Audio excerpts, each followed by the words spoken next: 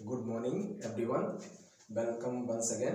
I am MS Chandel और हम लोग जो डिस्कस करने जा रहे हैं वो 2019 का केमिस्ट्री का पेपर डिस्कस करने जा रहे हैं।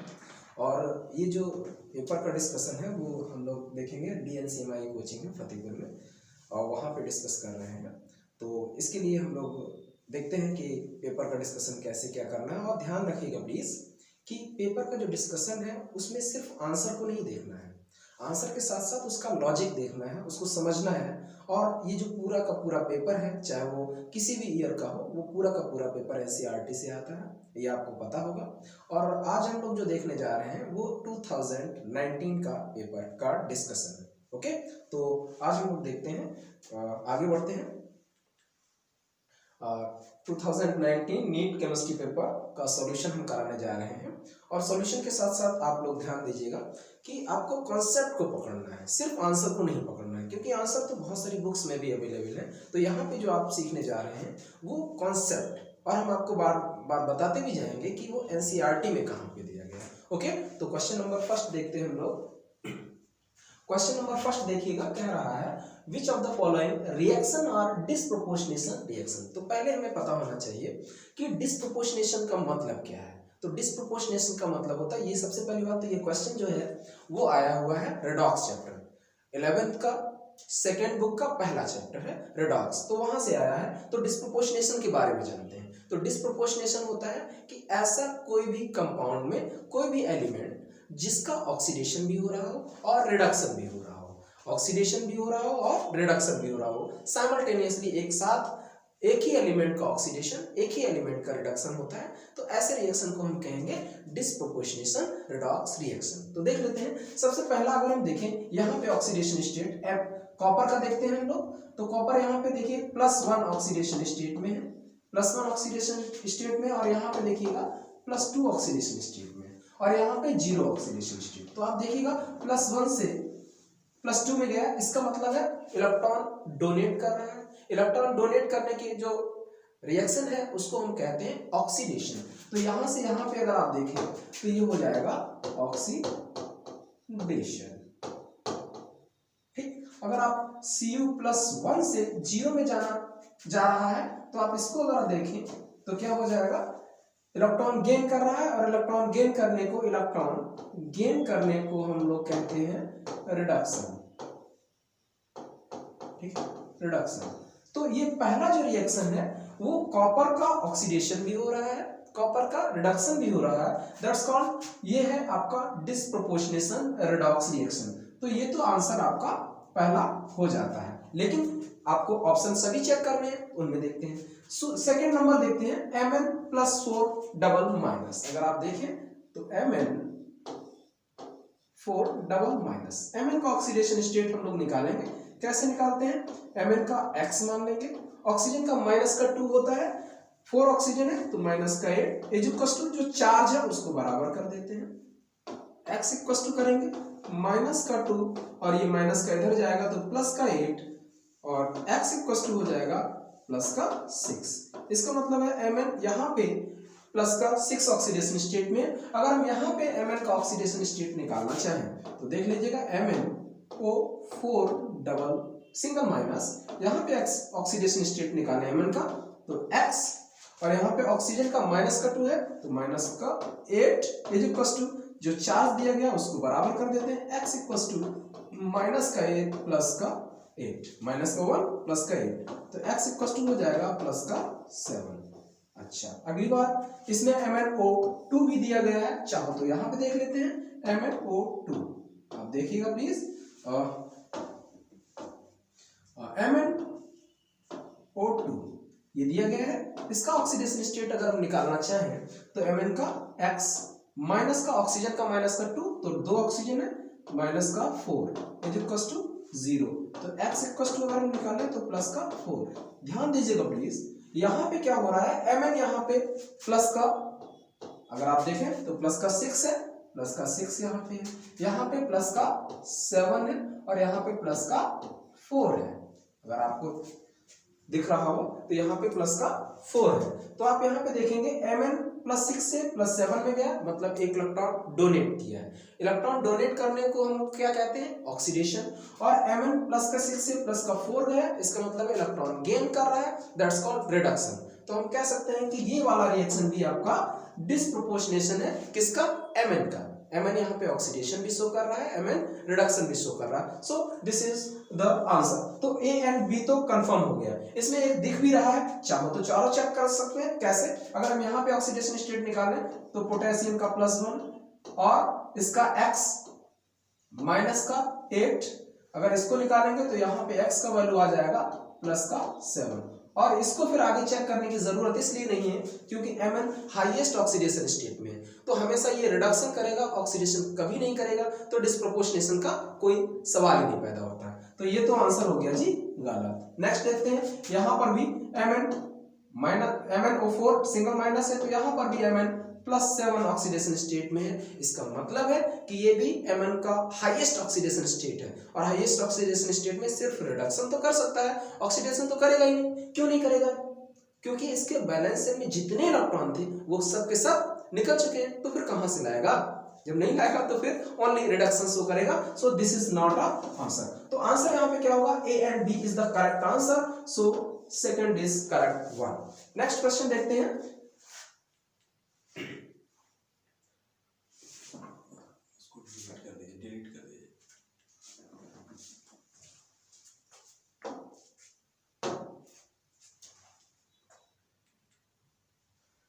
नेक्स्ट क्वेश्चन देखिए, डायरेक्ट ये एनसीईआरटी से, और एनसीईआरटी अगर आप देखें तो ऑक्सीजन फैमिली 12th का फर्स्ट बुक आपका ऑक्सीजन फैमिली हैलोजन, वहां पे पी ब्लॉक दिया गया, वहां से क्वेश्चन उठाया है। बहुत ही अच्छा क्वेश्चन है। कह रहा है कि which is the correct thermal stability, ध्यान दीजिएगा please, thermal stability of H2E, और यहाँ पे E क्या है? ऑक्सीजन, सल्फर, सेलेनियम, टेलोरियम और पोलोनियम। अब यहाँ पे अगर हम देखें तो इनका स्ट्रक्चर फॉर्म करते हैं। जैसे अगर हम ऑक्सीजन की बात करें तो वाटर का स्ट्रक्चर कुछ ऐसा, और ऑक्सीजन सल्फर की बात करें तो सल्फर का स्ट्रक्चर कुछ ऐसा होगा। अगर हम बात करें सल्फर के बाद सेलेनियम, तो सेलेनियम का जो स्ट्रक्चर है वो कुछ ऐसा होगा, सेलेनियम के साथ हाइड्रोजन। और इसके बाद अगर हम टेलोरियम की बात करें तो टेलोरियम का स्ट्रक्चर कुछ ऐसा होगा। और अगर हम पोलोनियम के साथ हाइड्रोजन की बात करें तो पोलोनियम के साथ कुछ ऐसा होगा। तो सबसे पहली बात यहाँ पे जो थर्मल स्टेबिलिटी की बात की गई है, थर्मल स्टेबिलिटी होता क्या है? थर्मल स्टेबिलिटी का मतलब है कि यहाँ पे कौन आसानी से हीट हम दें, और हीट देने के बाद कौन आसानी से ब्रेक हो जाए। अब ब्रेक हो जाए, जी बिल्कुल सही कह रहे हैं, ब्रेक होने को ही तो हम थर्मल स्टेबिलिटी कहेंगे। अगर नहीं होता तो थर्मल मोर स्टेबल, अगर हो जा रहा है दैट्स कॉल्ड थर्मल अनस्टेबल। दो टाइप की स्टेबिलिटी हम लोग पढ़ते हैं, पहली एक तो थर्मल स्टेबिलिटी, दूसरी हम लोग पढ़ते हैं काइनेटिक स्टेबिलिटी। तो यहाँ पे जो डिस्कस करना है वो किसके करना है? वो करना है आपका थर्मल स्टेबिलिटी। तो यहाँ पे बॉन्ड की स्ट्रेंथ देखते हैं। अगर bond strong that's called thermal stable, अगर bond weak that's called thermal unstable. अब बॉन्ड की बात करेंगे तो बड़ा छोटे के साथ स्टेबल कॉम्प्लेक्स का फॉर्मेशन नहीं करेगा। हमें मालूम है ऑक्सीजन, सल्फर, सेलेनियम, टेलोरियम और पोलोनियम में ऊपर से जब नीचे की तरफ किसी भी ग्रुप में बढ़ते हैं, मतलब ऑक्सीजन फैमिली में बढ़ते हैं, कैल्कोजन में बढ़ते हैं, तो साइज इंक्रीज करता जाए। ये बेसिक फंडामेंटल है पीरियोडिक टेबल का। तो यहाँ पे देखेंगे oxygen, sulphur, selenium, tellurium, polonium में पोलोनियम का साइज बहुत बड़ा है। अब बहुत बड़ा साइज, इसका जो एनर्जी है, हायर एनर्जी लेवल, वो भी बहुत ज्यादा है, और वो हाइड्रोजन छोटे एटम के साथ कॉम्प्लेक्स सही से ओवरलैप करके नहीं बना पाएगा। इसका मतलब है कि यहाँ पे जो बॉन्ड फॉर्मेशन हो रहा है वो बहुत ही कम ओवरलैपिंग हो रही है, जिससे ये बहुत ही वीक होगा। उससे ज्यादा स्टेबल ये, उससे ज्यादा स्टेबल ये, उससे ज्यादा स्टेबल, और सबसे ज्यादा स्टेबल ये। क्यों? क्योंकि इनके जो हाइड्रोजन और ऑक्सीजन का बीच का जो बॉन्ड बन रहा है वो लगभग कंपैरेबल एनर्जी के जो ऑर्बिटल्स हैं वो बना रहे हैं। हम ये नहीं कह रहे हैं कि एकदम एग्जैक्ट होंगे या सेम होंगे, सेम नहीं, कंपैरेबल एनर्जी के। और जब कंपैरेबल एनर्जी के बॉन्ड फॉर्मेशन करते हैं तो बहुत स्ट्रांग बॉन्ड बनता है। तो देख लेते हैं यहाँ पे सबसे ज्यादा स्ट्रांग बॉन्ड ये, उसके बाद ये, उसके बाद ये, उसके बाद ये, और उसके बाद ये। सबसे वीक अगर देखा जाए तो ये बनेगा। अच्छा, एक तो कॉन्सेप्ट ये था। दूसरा कॉन्सेप्ट क्या है? दूसरा कॉन्सेप्ट ये है, अगर आप देखें तो बॉन्ड लेंथ के अकॉर्डिंगली हम लोग इनकी स्टेबिलिटी को एक्सप्लेन कर सकते हैं। बॉन्ड स्टेबिलिटी क्या कैसे देखेंगे? सबसे छोटा बॉन्ड, उससे बड़ा बॉन्ड, उससे बड़ा बॉन्ड, और बड़ा बॉन्ड, और बड़ा बॉन्ड। आप देखिएगा बॉन्ड का हमने साइज भी कुछ इसी टाइप से बनाया है। तो सबसे बड़ा बॉन्ड जो होता है वो अनस्टेबल होता है, उसको आसानी से थोड़ा सा हीट देंगे ब्रेक कर सकते हैं। तो जो बेसिक फंडामेंटल है उससे भी हम इसका आंसर बता सकते हैं। तो सबसे ज्यादा स्टेबल H2O होगा। अगर आप देखें तो इन सब में सबसे ज्यादा स्टेबल H2O को यहाँ पे दिखाया और सबसे कम H2PO को। So answer is this one. Okay, next question हम लोग देखते हैं। नेक्स्ट क्वेश्चन हम लोग देखते हैं।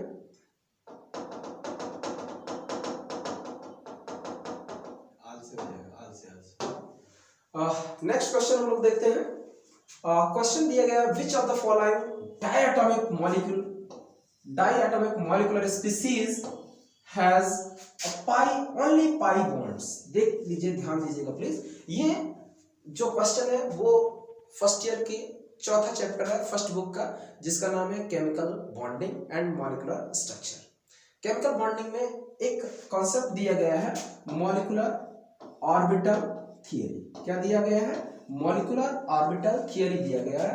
वहां से हम इसका आंसर कैलकुलेट करते हैं। तो यहाँ पे सबसे पहली बात तो एनसीईआरटी में हम लोगों को जब हम पढ़ाते हैं तो वहां पे बताते भी हैं कि जो पाई बॉन्ड्स हैं वो सिर्फ और सिर्फ जहां पे जनरली हम लोग क्या देखते हैं, जहां पे डबल बॉन्ड होता है वहां पे एक सिग्मा और एक पाई, जहां पे सिंगल बॉन्ड होता है वहां पे ओनली सिग्मा, जहां पे ट्रिपल बॉन्ड होता है वहां पे एक सिग्मा दो पाई, जहां पे क्वाड्रपल बॉन्ड होता है वहां पे एक सिग्मा दो पाई और एक डेल्टा बॉन्ड। लेकिन यहां पे अगर हम देखें तो दो ऐसे एक्सेप्शन हमने बताए थे जिनमें सी और सी डबल बॉन्ड, यहाँ पे कोई सिग्मा बॉन्ड नहीं है, जबकि डबल बॉन्ड है तो यहाँ पे दो पाई बॉन्ड है। और ऐसे हमने बोरॉन के केस में भी बताया था, बोरॉन के केस में तो यहाँ पे जो सिग्मा बॉन्ड दिख रहा है एक्चुअली सिग्मा नहीं है, एक पाई है। तो 2019 नीट में तो ये क्वेश्चन आ गया है, चलिए C2 आंसर हो जाएगा, अभी करके भी बताएंगे। लेकिन अब 2021, 22 या आने वाले एग्जाम में ये क्वेश्चन बहुत इंपॉर्टेंट है। आप लोग इसको देख लीजिएगा, ये क्वेश्चन बहुत इंपॉर्टेंट है। जब हम पढ़ाते हैं केमिकल बॉन्डिंग तो वहां पे बताते हैं ये तो आ चुका है लेकिन ये अभी तक किसी भी एग्जाम में नहीं आया, आने की संभावना हो सकती है। तो देख लेते हैं इसको कैसे एक्सप्लेन करेंगे। तो C2 के केस में देखते हैं हम लोग। तो मॉलिक्यूलर ऑर्बिटल डायग्राम हम ड्रॉ करते हैं, मॉलिक्यूलर ऑर्बिटल डायग्राम। तो देख लेते हैं, सबसे पहले हम यहाँ पे कुछ इस टाइप से देखेंगे।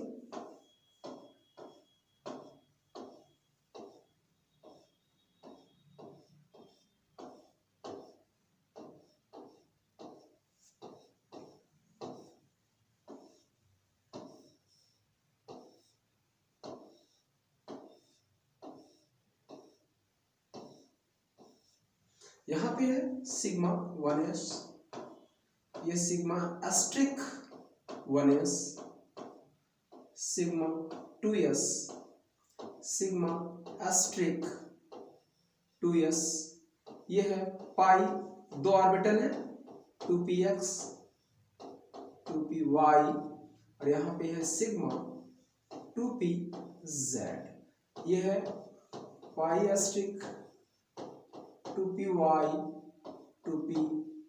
2px 2py और यहाँ पे है सिग्मा एस्ट्रिक 2pz। यहाँ पे C2 के केस में अगर हम देखें तो एक कार्बन के पास 6 इलेक्ट्रॉन है, दो कार्बन के पास 12 इलेक्ट्रॉन है। अगर आप देखें तो हमने बताया था जब केमिकल बॉन्डिंग पढ़ाते हैं कि अगर 14 तक इलेक्ट्रॉन्स हैं तो पाई नीचे रहेगा और सिग्मा ऊपर रहेगा, लेकिन यहाँ पे 12 है तो ठीक है, हम लोग भर देते हैं। कैसे भरेंगे? दो इलेक्ट्रॉन, एक मॉलिक्यूलर ऑर्बिटल, 2 2 4 2 6 2 8 2 10 और 2 12 हो गए। अगर आप देखें तो बॉन्डिंग और एंटी बॉन्डिंग कैंसिल आउट, फिर bonding anti bonding cancel out. अब जो 4 इलेक्ट्रॉन है वो पाई ऑर्बिटल्स में है और एक पाई बॉन्ड बनाने के लिए 2 इलेक्ट्रॉन की जरूरत है, तो 4 पाई इलेक्ट्रॉन से यानी कि 2 पाई बॉन्ड होंगे, इसमें कोई भी सिग्मा बॉन्ड नहीं होगा, ध्यान रखिएगा प्लीज। तो हम लोग इसका आंसर हो जाएगा fourth is correct one. Next देखते हैं हम लोग, इसको हटा देते हैं। नेक्स्ट क्वेश्चन देखते हैं।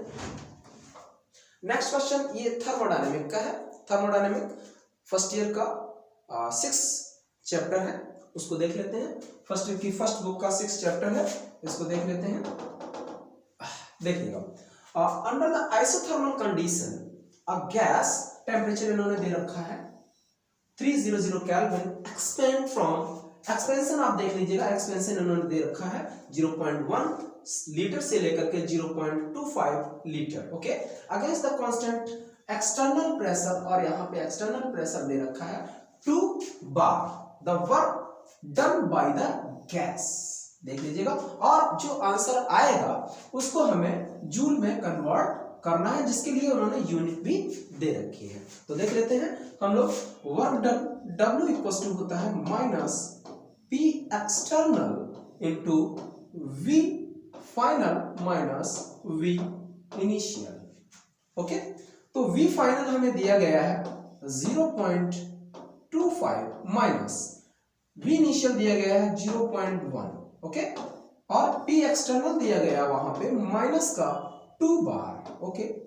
सॉल्व कर ले अगर, माइनस का 2 इंटू यहाँ पे हो जाएगा 0.15 और इसको मल्टीप्लाई करेंगे तो माइनस का 0.30 ये आ जाएगा। और ये किस में आएगा, बार लीटर में, किस में आएगा, लीटर एंड बार में, इसमें आएगा लीटर बार। और हमें मालूम है 1 litre bar equal to 100 joule. अब यहाँ पे इसको जूल में कन्वर्ट कर देते हैं, तो ये हो जाएगा माइनस का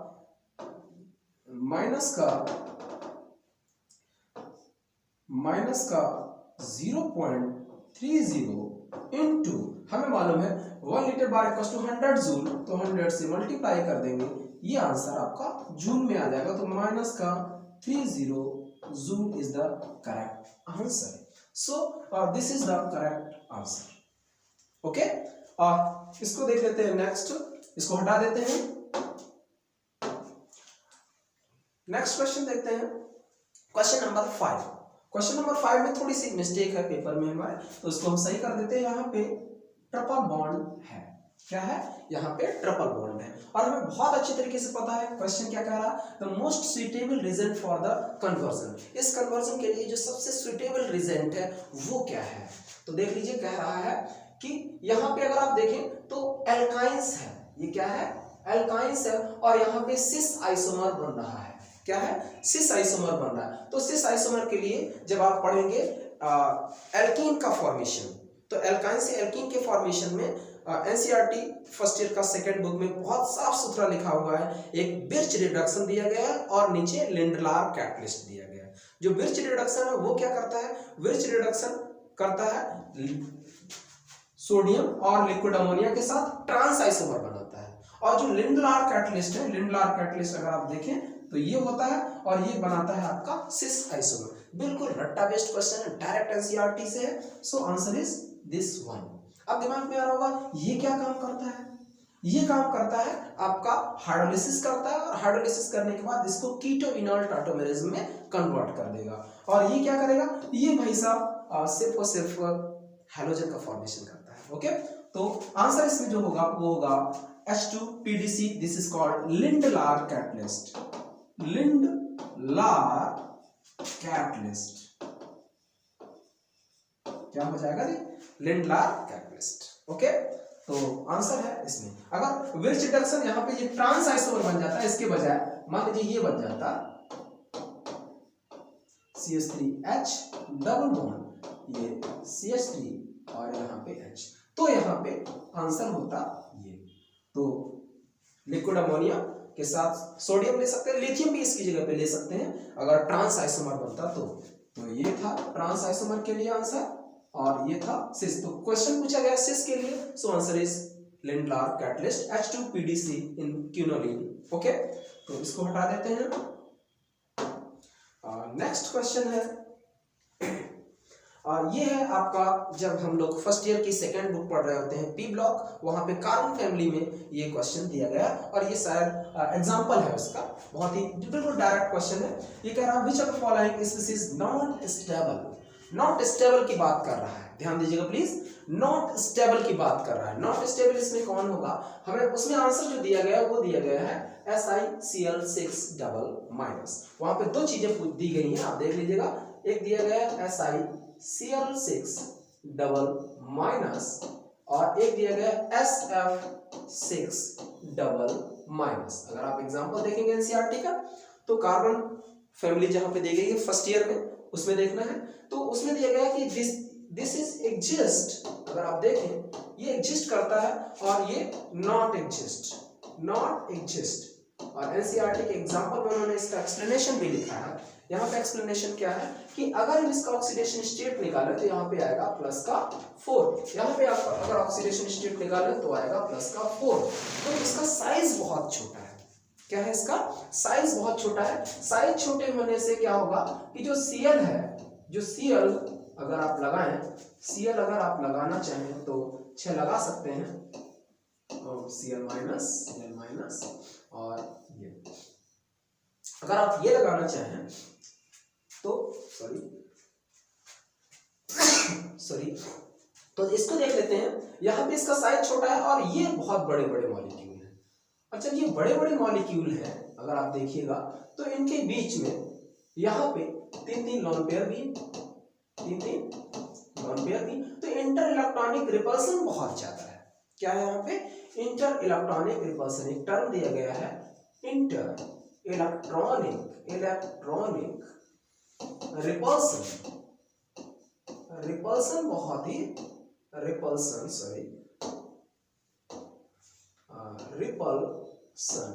इंटर इलेक्ट्रॉनिक रिपल्सन बहुत ज्यादा है, जबकि इनका साइज छोटा है फ्लोरीन का, तो इनका इंटर इलेक्ट्रॉनिक रिपल्सन कम है, उसकी वजह से ये एग्जिस्ट नहीं करता है और ये एग्जिस्ट करता है। Okay, so answer is first is correct one. Okay, next question अगर हम देखें तो इसको हम हटा देते हैं।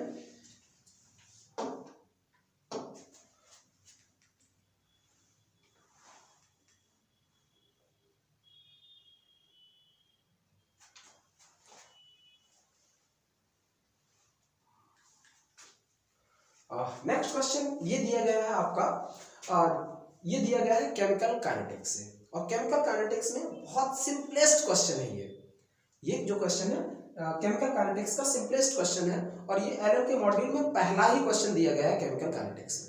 तो देख लेते हैं। सबसे पहले हमें रेट एक्सप्रेशन लिखना आना चाहिए। रेट एक्सप्रेशन कैसे लिखते हैं, सबसे पहले हम क्या करते हैं, इसको डिफरेंशियल फॉर्म में लिखते हैं। तो देख लीजिएगा, माइनस का D concentration of N2 upon dt is equals to minus का 1/3 d concentration of H2 upon dt is equals to plus का हो जाएगा 1/2 d concentration of NH3 upon dt। अगर आप देखें तो जो रिएक्टेंट है, रिएक्टेंट के लिए माइनस साइन यूज करते हैं, प्रोडक्ट के लिए प्लस साइन यूज करते हैं, और जो नंबर कोएफिशिएंट है उससे हम डिवाइड कर देते हैं। ठीक है, तो यहाँ पे अगर हम देखें तो कौन सा ऑप्शन दिया गया है, अगर आप चौथे ऑप्शन को देखें minus DN2 dt minus DN2, ये देखिए ये दिया गया, और इधर सामने दिया गया 1/2 और DNH3/dt। ओके, यहाँ पे प्लस का साइन नहीं लगाया, लेकिन प्लस का साइन अंडरस्टूड है, कोई दिक्कत नहीं। So answer is fourth is correct one, direct NCERT से। नेक्स्ट क्वेश्चन हम लोग देखते हैं।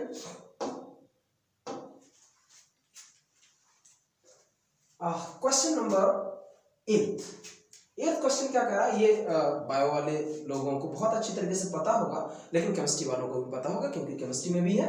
ये क्वेश्चन कह रहा है among the following narrow spectrum antibiotic, क्या है नैरो स्पेक्ट्रम एंटीबायोटिक। ये नैरो स्पेक्ट्रम एंटीबायोटिक, सबसे पहले तो एंटीबायोटिक कितने टाइप के होते हैं। अब एंटीबायोटिक की चर्चा बायो वाले सर आपको खुद करेंगे, उनको बहुत बेहतर तरीके से पता, मुझे उतना नहीं पता है, लेकिन फिर भी जो केमिस्ट्री में टर्म है उसको मैं आपको एक्सप्लेन कर सकता हूँ। तो एंटीबायोटिक 3 टाइप के हैं, एक तो है ब्रॉड स्पेक्ट्रम, एक है, और इसमें एक दिया नैरो स्पेक्ट्रम, ब्रॉड स्पेक्ट्रम, और इसके बाद एक दिया गया है, एक और उसमें दिया गया है, मुझे क्लियर नहीं आ रहा है। तो नैरो स्पेक्ट्रम और ब्रॉड स्पेक्ट्रम, और ध्यान नहीं आ रहा है, एक चलिए नैरो स्पेक्ट्रम की हम लोग चर्चा करते हैं। तो देखिए ब्रॉड स्पेक्ट्रम क्या है, सबसे पहले देखते हैं। तो ब्रॉड स्पेक्ट्रम उसको हम बोलते हैं जो ग्राम पॉजिटिव बैक्टीरिया के लिए, ग्राम निगेटिव बैक्टीरिया के लिए, दोनों के लिए यूज होते हैं, उसको बोलते हैं ब्रॉड स्पेक्ट्रम। नैरो स्पेक्ट्रम किसको बोलते हैं, जो स्पेसिफिक नेचर को शो करता है। तो जो इसमें अगर आप देखें क्लोरोएम्फेनिकॉल, एम्पीसिलिन और एमॉक्सिसिलिन, ये तीनों के तीनों आपके ब्रॉड स्पेक्ट्रम है। क्या है ये, ब्रॉड स्पेक्ट्रम है। अगर आप देखें ब्रॉड स्पेक्ट्रम। और पेनिसिलिन जी जो है वो है आपका नैरो स्पेक्ट्रम। ठीक, ये स्पेसिफिक इसका फंक्शन रहता है, इसलिए इसको हम लोग नैरो स्पेक्ट्रम कहते हैं। ठीक, तो ये आंसर है आपका इसमें पेनिसिलिन जी। ओके,